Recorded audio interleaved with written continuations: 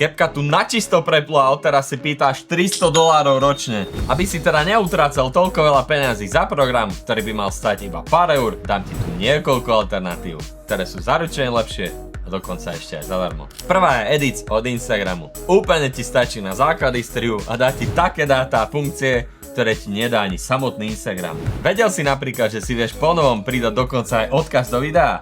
Je to síce veľmi čudné, ale dá sa to iba v tejto appke a nie v Instagrame. Druhá je najlepšia voľba na mobil a to je VN Editor. Tento program úplne nahradí CapCut, takže si ho po týchto slovách môžeš rovno vymazať a ušetriť tak až 300 eur. Je úplne zadarmo a nepoznám funkciu, ktorá by bola v CapCute a tu nie.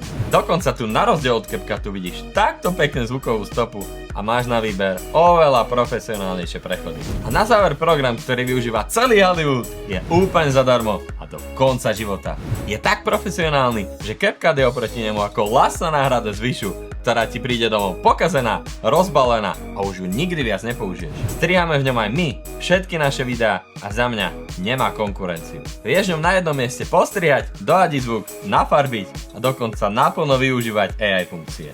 Volá sa DaVinci, tak si to utekaj stiahnuť a pošli to všetkým tvojim známym, ktorí odteraz ušetria až 300 eur.